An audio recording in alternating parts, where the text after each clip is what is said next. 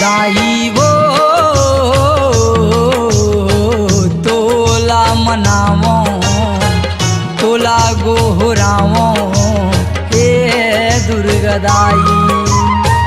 तोला मनावो तोला गोहरावो हे दुर्गा दाई। हे दाई वो तोला मनावो तोला गोहरावो हे दुर्गा दाई। तोला मनावो तोला गोहरावो हे दुर्गा दाई।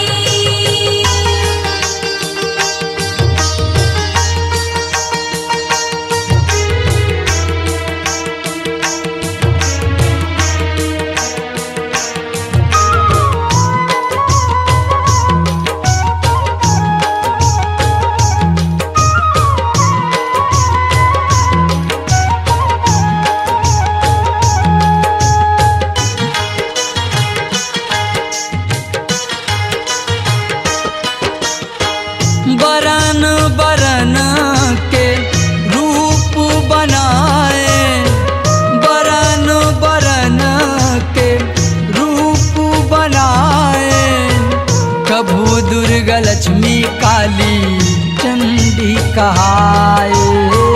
कभू दुर्गा लक्ष्मी काली चंडी कहाए।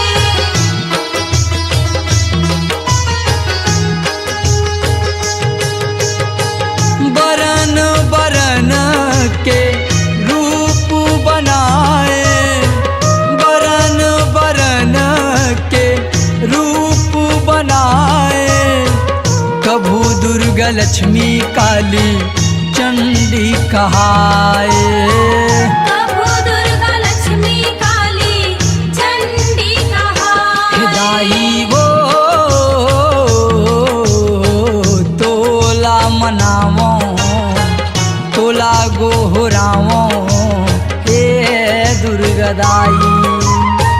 तोला मनावो तोला गोहरावो हे दुर्गा दाई।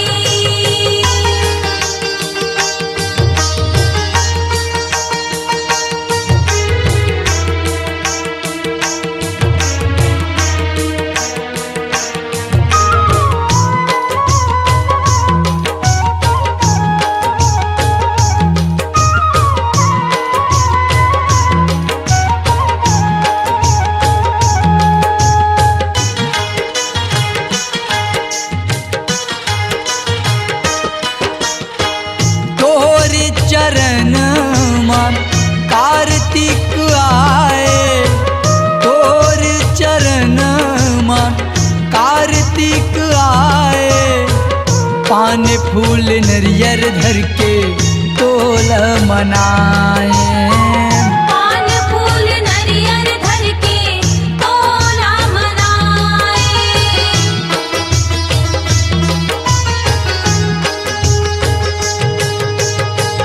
तोर चरण मन कार्तिक आए तोर चरण मन कार्तिक आए पान फूल नरियर धर के तोल मनाए।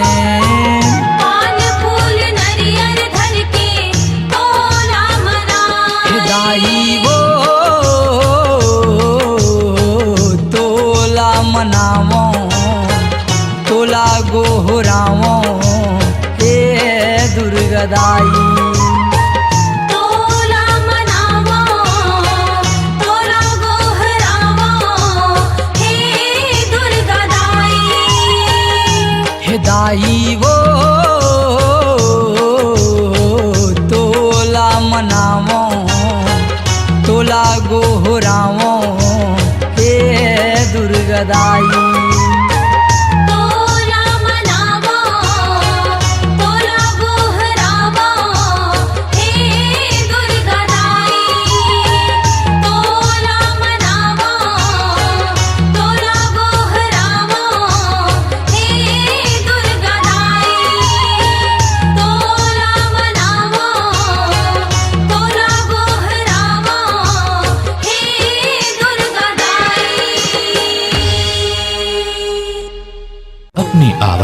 दीजिए एक नया मुकाम, डिजिटल रिकॉर्डिंग की दुनिया का जाना पहचाना नाम स्वरांजलि, जहां गूंजती हैं ध्वनियां अपनी माटी की सौंधी सुगंध के साथ। छत्तीसगढ़ी संगीत के विविध रंग जो पहुंचाते हैं पूरे प्रदेश में डिजिटल रिकॉर्डिंग के संग। स्वरांजलि स्टूडियो, नेमीचंद गली नंबर 2, गंजपारा, रायपुर।